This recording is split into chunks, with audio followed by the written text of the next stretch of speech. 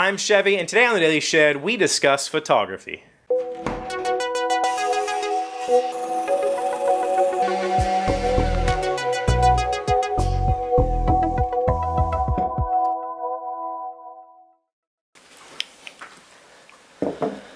Hello friends, welcome to the shed. It's Tuesday, and today, as I sat at work trying to come up with a topic for discussion today, I couldn't really think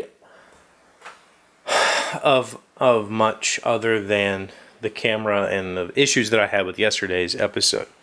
For those of you that are joining from the podcast, first of all, thank you for allowing me to invade your gray matter every day. And those of you on YouTube also, thank you so much for being here with me every day and allowing... my drink just farted. Thank you for allowing me to be a part of your day every day and coming back and participating, because that means the world to me.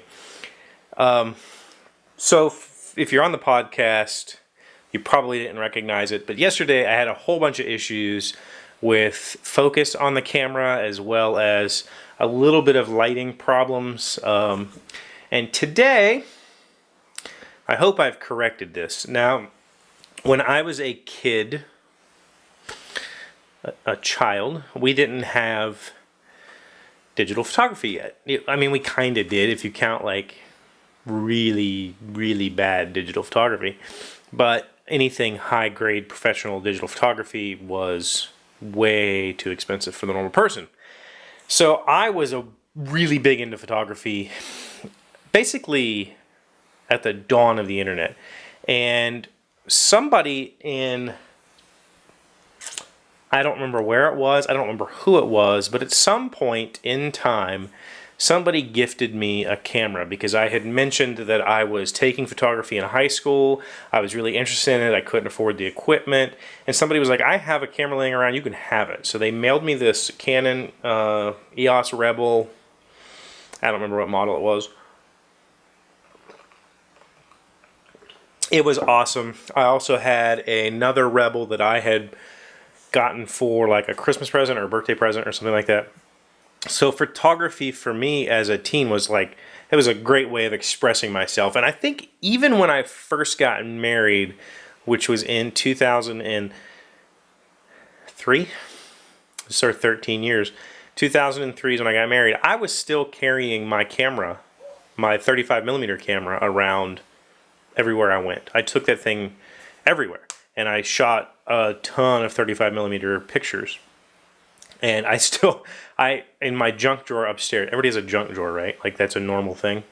Tell me if you have a junk drawer. And what's in your junk drawer. I think everybody has a junk drawer. I have like 4 or 5 rolls of undeveloped 35mm film. I should get them developed just to see what's there, because I'm actually honestly curious.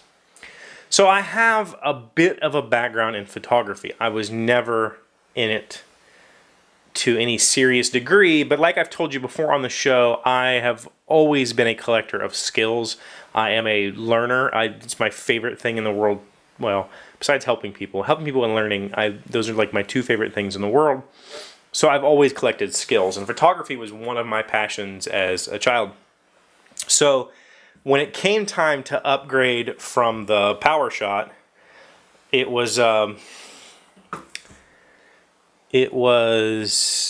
no question for me that I wanted to get a DSLR or equivalent style camera. The thing was, DSLRs are expensive for a good one, but they provide the best camera sensor. So I didn't get a DSLR. This camera looks like a DSLR, and if you saw the thing, it's got a lens and all that stuff, but it is a mirrorless camera, which means instead of having a mirror and a viewfinder which bounces the light, and when you click the shutter, the mirror drops so that the light can hit the film or the sensor, this doesn't have that. This works just like any other digital camera. Light hits directly on the sensor, and you either have an electronic viewfinder, which basically replicates the old school way, or you shoot in live view, which is a screen which is what I'm doing right now. So I picked this camera because it's not huge. I can carry it around easily. It has that large DSLR sensor, which is really important for capturing good light, taking good quality pictures, as well as video. And I didn't have to pay $1,000 for the camera. It was only, it's like $450 if you don't get the lens. So, all of that is to say, I am now in the process of relearning everything. Took a lot of really great photographs when I was a kid. I think I got a couple published in some magazines, which was awesome. I used to carry around some of my photographs in my wallet. Jamie reminds me often that I used to carry this picture of poop that I took in black and white. I remember it. I don't know why I carried it. I was a weird kid. But I've always been into photography, so now I have a decent quality photography style camera that I'm using to shoot this show, which means that yesterday I screwed up because I tried to run this camera like a little point and shoot. And for those of you who are not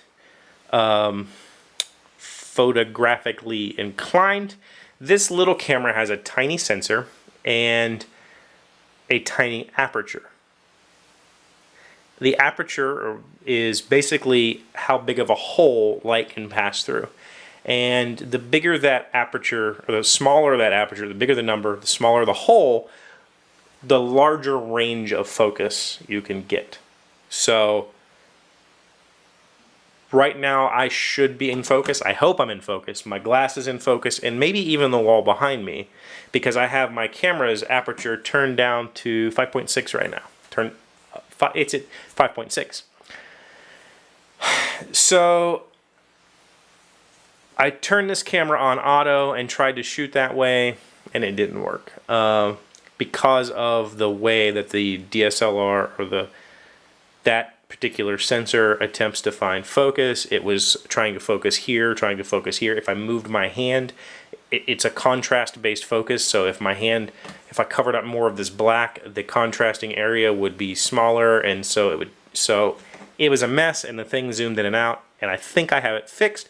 And the way I fixed it was I'm just shooting in full manual right now. Also, I added a big light. Let me take a video of the light so you can see it. I added a huge light to the set. I guess it's a set, huh? I added this big thing. That is a 1100 lumen equivalent 65K light. So here's camera, here's light. That's fill light, and that's my key light right over my head, or my hair light. So that's what gives me the glow.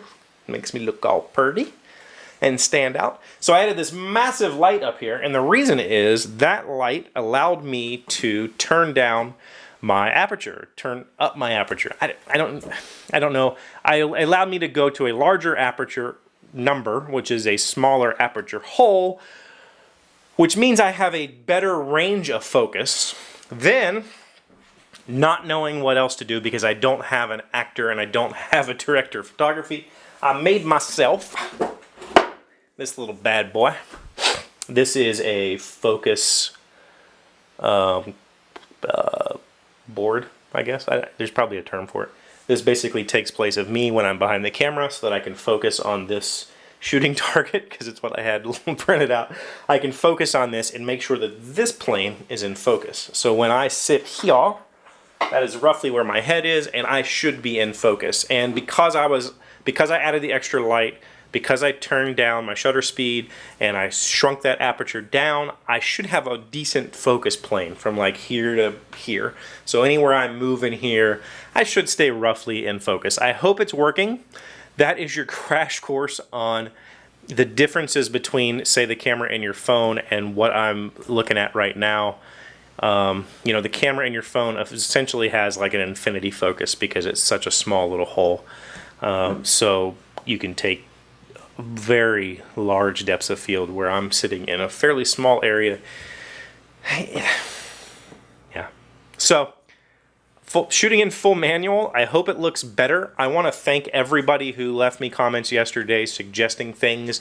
I had an amazing guy show up today who really was like, you could do this, this, and this, and really improve the quality. I thank you. I forget. I think your name was Jason. God, I might be wrong, but I know you're from the UK, and I watched a few of your videos with the ducks and stuff. Thank you so much for the help. You're the reason I went. I literally went and bought this on the way home because I don't have time to wait for a panel light to show up. I probably will go to LED eventually. This is fluorescent, and it's quite a bit brighter than these lights. These lights are a little bit warm, so I want to replace these with a more of a daylight bulb.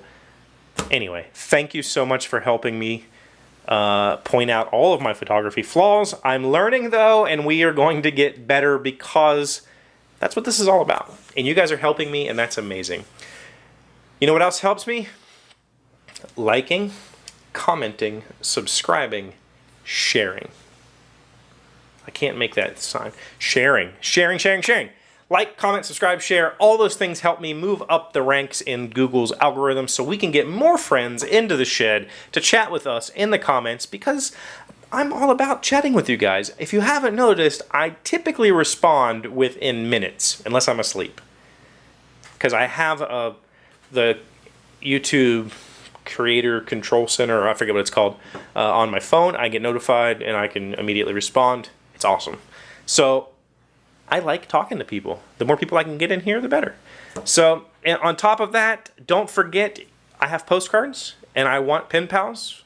So please send me a letter. You can find my contact information at thedailyshed/contact, dailyshedshop.com/contact, or you can click on the About button, which should be up there somewhere, and my address is there as well. Send me a letter.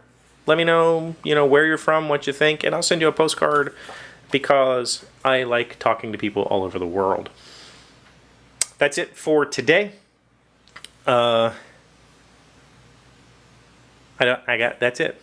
That's all I got. Tomorrow is Workshop Wednesday. I have not picked a topic yet, so if you have something that you want me to cover, workshop related, auto, vehicle, tools, motorcycles, lawnmowers, whatever you want covered, leave that in the comments below. Let me know what you think of the new look with the new lighting and the new manual settings. Let me know if I did it wrong or how I can improve. And if you know anything about photography, let's talk about that in the comments below. Thank you guys for stopping by. I love all of you, and I'll see you tomorrow. Hey, Doc, wait! I want to ask you something. Today's random fact comes from enchantedlearning.com. Who was the first American president to actually live in the White House? The presidents and the White House. The first U.S. president to live in the White House was John Adams, the second president of the United States of America. Adams and his family moved to the White House in 1800. Okay. I can't think of anything funny to say about that.